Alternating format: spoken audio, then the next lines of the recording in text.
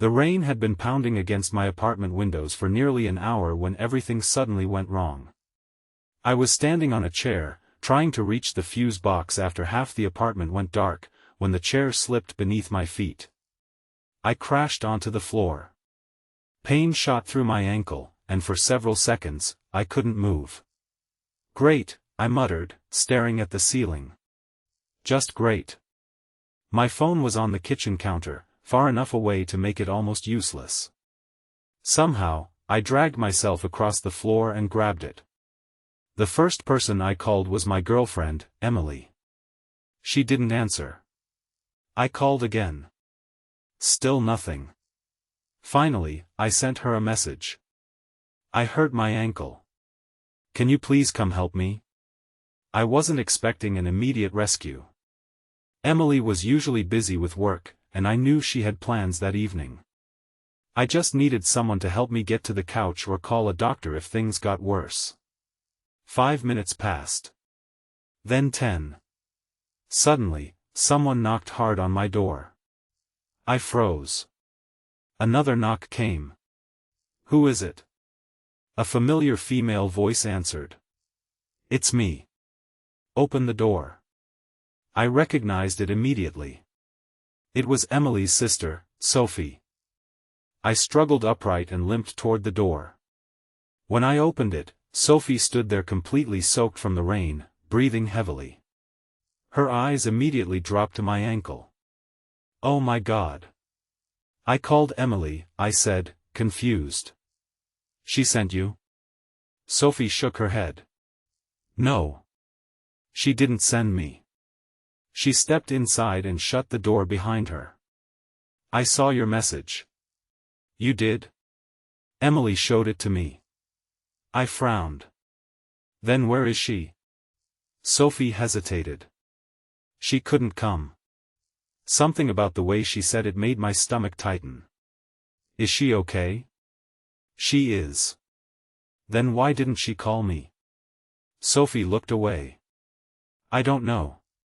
She crouched beside me and carefully examined my ankle. "Can you stand?" "Barely." "Don't try." She disappeared into the kitchen and returned with a towel wrapped around a bag of ice. "Here. Put this on it." I accepted it, watching her face. "You drove here in this weather just because you saw my message?" She gave me a small smile. I was worried. Those 3 words landed strangely. Not because they were inappropriate. Because of how sincerely she said them. For the next 20 minutes, Sophie helped me settle onto the couch. She brought me water, found pain medication, and even called an urgent care clinic to ask whether I needed immediate treatment. I couldn't stop thinking about Emily. "She's really okay?" I asked again. Sophie sat in the chair across from me. "She will be." "What does that mean?" She sighed. "It means she's angry." "At me?" "No," Sophie looked directly into my eyes. "At herself." Before I could respond, my phone buzzed. A message from Emily appeared. "I'm sorry. I needed some time. Sophie will explain." I stared at the screen. "Sophie?" She swallowed. "Emily told me something today." "What?" "That she hasn't been a very good girlfriend lately." I didn't know what to say. Sophie continued quietly. "She said you've been asking for help, attention, even just someone to talk to, and she's been too distracted to notice. That doesn't mean you had to come." "No," Sophie said. "It doesn't." She paused. "But when I saw you were hurt, I couldn't just sit there." The room became strangely quiet. Rain tapped against the windows. I looked at Sophie, realizing how much effort she had made just to make sure I wasn't alone. "Thank you," I whispered. She smiled. "Don't thank me yet. You still need to get that ankle checked." For the first time that night, I laughed. Then my phone buzzed again. Emily had sent another message. "Take care of him, sophomore. And tell him I'm sorry." Sophie looked at the screen and then at me. She really does care about you. I know. And she knows she needs to prove it. I nodded slowly. Outside, the storm continued. But somehow, sitting there with someone who had shown up when I needed help most, the apartment didn't feel quite so dark anymore. And I realized something I would remember for a long time. Sometimes, the person you call isn't the person who answers. Sometimes, the person who answers is the one who was already worried about you. The next morning, I woke to the sound of rain tapping softly against the window. For a few seconds, I forgot about everything. Then I moved my ankle. Pain immediately reminded me. I reached for my phone and saw 3 missed calls from Emily. Before I could call her back, a message appeared. Can we talk today? Just you and me. I stared at it for a moment before replying. Of course. 20 minutes later, another message arrived. This time, it wasn't from Emily. It was Sophie. How's your ankle?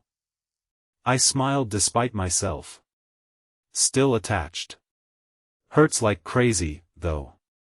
Her reply came almost instantly. Good. I was worried. I didn't know why those words affected me so much. Maybe because they sounded genuine. A knock interrupted my thoughts. When I opened the door, Emily was standing there. She looked exhausted. Her hair was damp, and her eyes were red as if she hadn't slept. Hey, she whispered. Hey. For several seconds, neither of us spoke. Then she stepped inside. I owe you an apology. I sat down carefully. For what? For making you feel like you had to handle everything alone. She looked at my bandaged ankle. When you called me last night, I saw the message. I was upset about something at work, and instead of answering you, I handed my phone to Sophie and told her to deal with it. I raised an eyebrow. She didn't exactly deal with it. She drove through a storm. Emily gave a weak smile. I know. She sat beside me. She yelled at me afterward. Sophie? Yes. My little sister actually yelled at me. I laughed softly. What did she say? Emily looked down. She said, if someone you love calls for help, you don't make them wonder whether they're worth showing up for. The words stayed between us. Emily took my hand. I don't want to be the girlfriend who only realizes what she has after something goes wrong. I squeezed her hand. I don't need you to be perfect. I know. I just need you to be there. She nodded. I will. Then suddenly, Sophie appeared in the doorway. She was holding a small paper bag. I brought breakfast. Emily turned around. You're here already? Sophie shrugged. I wanted to check his ankle. Emily smiled. You're becoming his personal nurse. Sophie laughed. Someone has to. I looked between them. For the first time, the tension from the night before seemed to disappear. Sophie placed the bag on the table. Eat before it gets cold. Then she looked at Emily. And you? What? You're staying? Emily nodded. Yeah. I'm staying. Sophie smiled. Good. She turned toward the door. Wait, I said. She stopped. Thank you. Really? Her expression softened. You're welcome. She hesitated for a second before adding quietly, I meant what I said last night. I was worried about you. Then she left. Emily watched the door close. After a long silence, she looked at me. She really cares about you. I nodded. She does. Emily smiled faintly. And that's okay. Outside, the rain finally began to fade. But none of us realized that the storm had left behind something much bigger than a broken ankle. It had exposed feelings, mistakes, and truths that could never be unseen again. 3 days later, I was finally able to walk without the crutches. My ankle still hurt, but the pain was nothing compared to the strange tension that had settled between Emily, Sophie, and me. Emily had been different since that night. She called every morning. She checked whether I'd eaten. She reminded me to take my medication. And whenever she couldn't come over, she made sure someone else checked on me. Usually, that someone was Sophie. At first, I thought it was simply because Sophie lived closer. But one Friday evening, everything changed. Emily called me while I was making dinner. "Can you come to the cafe downtown? Right now? Please." Her voice sounded serious. I grabbed my jacket and headed out. When I arrived, Emily was sitting alone near the window. She stood as soon as she saw me. "We need to talk." I sat across from her. "What's wrong?" She took a deep breath. "I've been thinking about what happened. The night I got hurt?"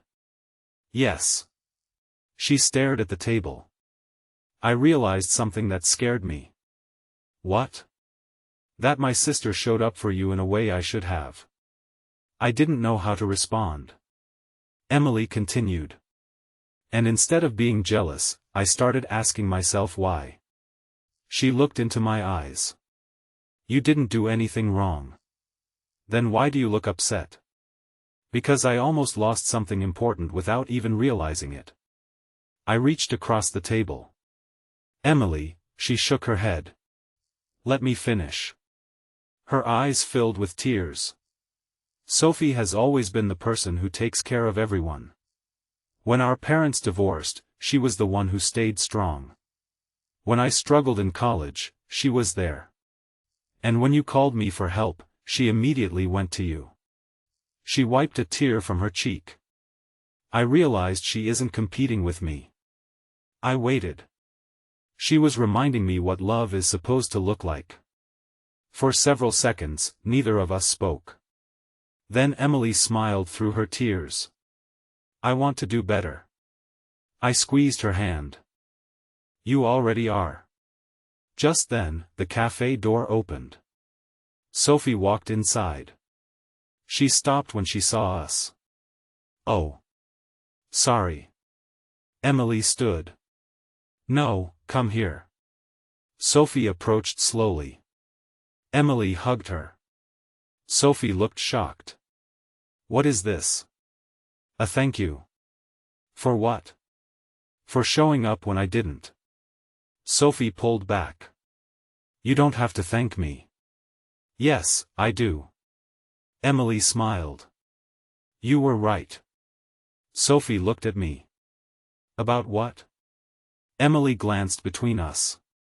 "About him." Sophie became uncomfortable. "Emily, you care about him." Sophie looked down. "Of course I care. He's important to you." Emily nodded. "I know." There was something in Sophie's expression that I couldn't understand. Something deeper than ordinary concern. But before I could say anything, Emily reached for her sister's hand. "I trust you." Sophie looked at her. Then she smiled. "You should." The three of us sat together for nearly an hour. We laughed. We talked.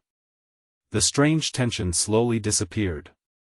But when Emily went to order coffee, Sophie leaned toward me. "I need to tell you something." My smile faded. "What?"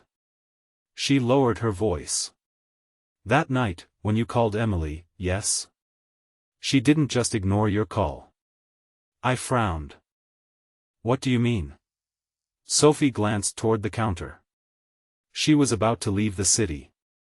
My heart stopped. "Why?" "She got a message from someone." "Who?" Sophie shook her head. "I don't know." Then she looked directly at me. "But whatever it was," she paused. "It had something to do with you." Before I could ask another question, Emily returned. Sophie immediately went silent. And suddenly, the night I thought had brought us closer felt like the beginning of a mystery I wasn't prepared to uncover.